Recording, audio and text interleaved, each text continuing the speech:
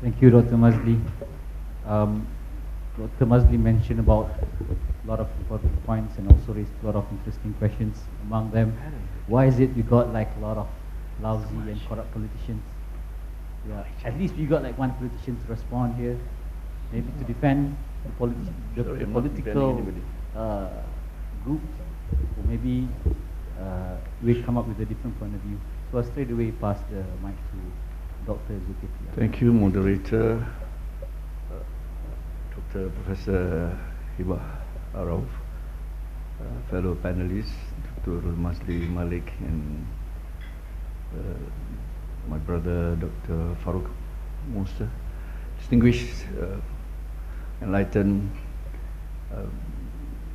fellow Malaysians, and all. Sorry. I begin with Assalamu alaikum wa rahmatullahi wa barakatuhu. Alhamdulillah, salatu wassalamu ala rasulillah, amma ba'd. Right, I deliberately wanted to speak last because let these academics, enlighten you. And I think, honestly, it's been a very enlightening moment listening to Dr. Heba. Thank you very much. No, I'm not trying. I don't need to flatter you. But right now, I really do not know where to begin because there's so much that has been said. And I hope you get the best of all the discourse. Yeah, this is always Quranic. فَبَشِّرْ عِبَادِيَ الَّذِينَ يَسْتَمِعُونَ الْقَوْلَ وَيَتَّبِعُونَ أَحْسَنَ. That is the discerning mind, the intellectual mind that could listen to all, yet sift through and get the best. And this afternoon, that's your task. Right, I would begin by apology. That's not the way to begin public speaking because Dr. Heba said we started late, and it's all because of I came late. Because they are academic. In academia, I'm a politician. Prior to this program, I've got 3 events that I've got to, and it's about an hour and a half away. So I planned it that I should arrive 2:30, but I arrived 2:45. So again, 1,000 apologies, Dr. Heba. When you have a politician on board, that is the risk you take. Now, without further ado, I will go on straight to address the subject. I was an Islamist Democrat, and in no qualms, I've already stated well before the Rashid Ghanouchi's generational shift of Nahda becoming a Muslim Democrat. I have stated it and I wrote it incidentally a month earlier before Rashid Ghanouchi. It's all in my Facebook, and I was there in his convention, by the way, in Tunisia, that momentous moment when Rashid Ghanouchi and Nahda pronounced themselves as moving away from being an Islamist Democrat to Muslim Democrat. I think that is for another discourse, yeah? We wouldn't want to go into that, why, and the entire discourse on that. Now, why I've got to begin that way is because what I'm going to share with you, something that is coming straight from, this is why I'm a bit more fortunate than them. I'm the interface between academia and the political actors. I'm maybe sometime wearing academia's clothes, but as a political player, I'm right down there on ground zero, and I know what it is like. Okay, and you can be theorizing very lofty ideals. On ground zero, is that happiness delivered? Is that well-being delivered? And by whom? And why? Every so often, politicians are the destroyer. There's now a saying, if you want to destroy something, call in the politician. Okay, so this is why a person like me, I would want to believe that I am, while I'm speaking this way, I'm free from partisan interest. I render myself to be a critical political player at the end of the day, inshallah, to make a better Malaysia. So in that sense, I will begin by saying this civil state, from my little perusal of the literature, is actually a recent invention.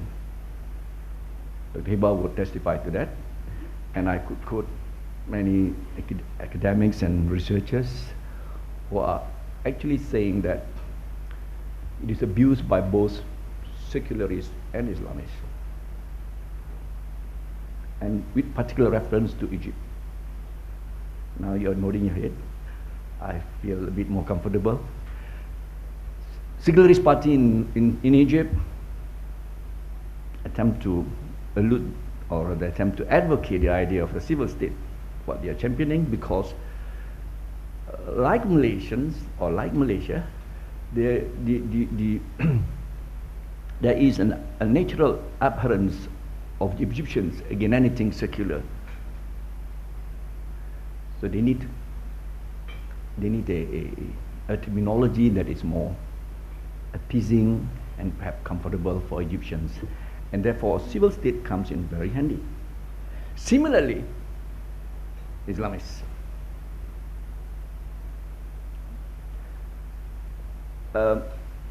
Looking into the literature, I found that prior to Muslim Brotherhood, Ikhwan al-Muslimin or al-Ikhwan al-Muslimun, in 1950s, when they start introducing this idea of civil state, going back to what had been said by earlier researchers, the first to introduce the idea of Dawla al-Madaniyah, or Dawla Madaniyah, is Sheikh Muhammad Abduh at the end of 20th century. He lived until 1906. Yeah. And what I would like to quickly make mention of this. So I can understand Dr. Farouk attempted to put on the slide some definition of what a civil state is. But from the discipline of academia, this word civil state, this terminology of civil state is actually is not really accepted as, even in the milieu of Western political thought. There are terms like modern state or secular state, but there is no reference to the term is civil state. I've come to realize it as I was researching to come to this kind of intellectual discourse. And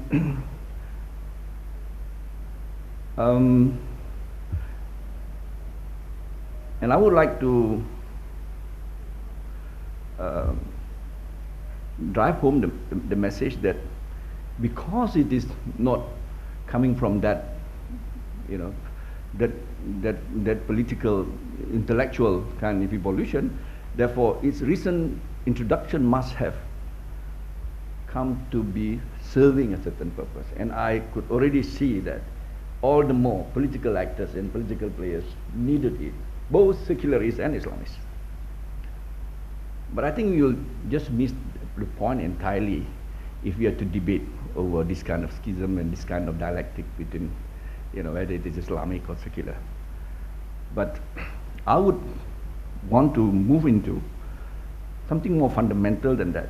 And I'm not quite sure why Dr. Heba has deliberately sidestepped the issue of social contract and its role, you know, coming back to Socrates, and I don't know why you did not want to touch on it, and how it has become the foundation, more or less, the old philosophical foundation that, you know, that entirely brings about the individuality being rendered to society, and in the end of the day, forming a society or a state that abides to that norms of social contract, and that is as well the sovereign, and the sovereign suddenly usurp all powers of the individuals in order to render back some form of freedom. I put it in the way non-academic put it, in simple terms. Now, I think that is very critical. To me, that is very critical, because at the end of the day, this debate about wanting to push aside religion from the state, yeah, or by the secularists, relegating the role of religion in the state, and I'm quite sure Dr. Farouk is one of the biggest proponent of this, in the public sphere, I've come to believe that despite the terminology of the civil state not being part of a political development of even Western or even Islamist political thought, but I believe that there are reasons for us to go further into this discourse and provide insight, and an enlightening insight of why the civil state, as characterized by Dr. Farouk earlier, with some of the slides shown, that it is democratic, that it is neutral, that is what else? Yeah, to me, this is the most interesting part of the whole discourse to me, because at the end of the day, it's about an arrangement, a political arrangement, we call it. Could freedom be rendered, given, exercised within the constraint of a social contract or social norms and values of a particular people within a certain space, land, and whatever, of the parameters of a political entity? And where this is important,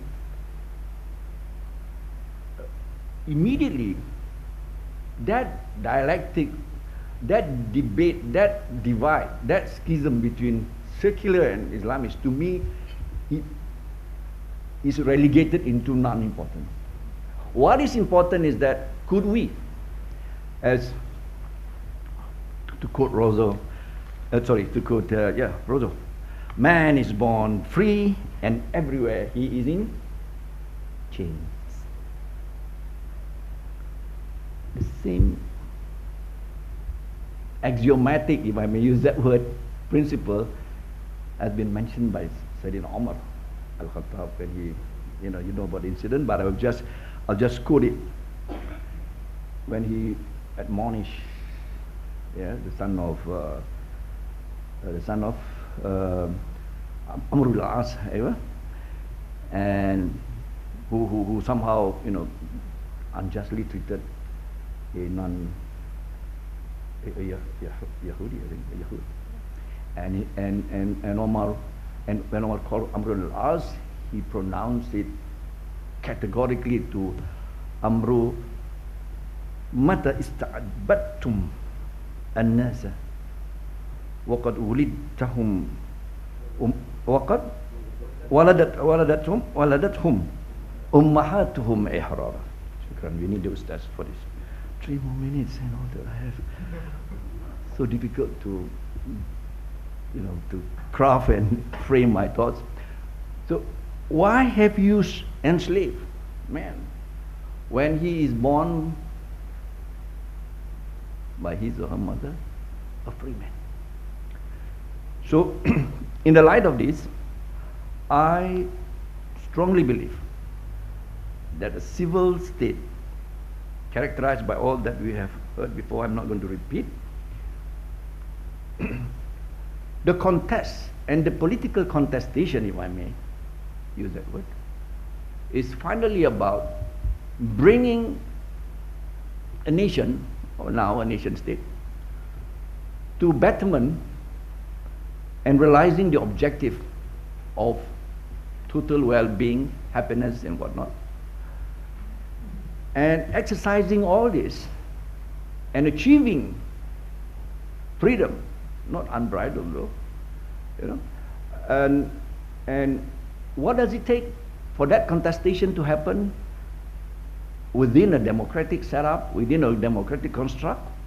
Is finally for each and every political player to come with some reference. And that's for a Muslim Democrat like me, I come with Islamic reference. While I respect all your right to dissent and differ with me, right? I will, you know, I will believe that I would also have the right to advocate my thoughts and my belief and my conviction. And that is very, Ruzo, I may, what does he say? I may differ with you, but I'll fight for the right to advocate it. Now, so fellow friends, I've come to understand this subject. Is the Islamic State Islamic? Sorry, is this civil state Islamic or Islamic State civil? I want to conclude it right now because I've only got a few more minutes to round it up. I have stated earlier on that the civil state is neither a Western origin nor Islamic. Okay, done. And and both secularists and Islamists have come to quote unquote abuse this or wanting to write on it to make them look good in the eyes of the electorates and voters. Okay? But what mattered to me most would be, would that civil state be able to achieve total well-being or well-being of humanity and achieving freedom within a social construct of a social contract where the government is supposedly to be the custodian of it all. But of course, don't talk about Malaysian government, okay? They're just doing the antithesis of whatever is civil and whatever is Islamic. They are neither civil, nor democratic, nor Islamic. This is just I don't know, I don't want to describe them. So, you know, make sure that they will not be anywhere in Putrajaya for the next election. So friends, I conclude by saying, is civil state Islamic? I wish that the civil state would be Islamic. And I, as a political player, is around to advocate my Islamic references. Because I believe, it's not just because it is transcendental, Dr. Heba. It's just not because it is coming from God. I don't represent God either. But I believe that I have the right to present an efficacious, whatever you call it, corpus of legal prescription, you know, if it is so legalistic, but I go beyond that. I present an Islamic reference that brings about mercy, compassion, freedom, and respect for others as the cardinal and critical principle in enjoining and advocating and establishing that civil state.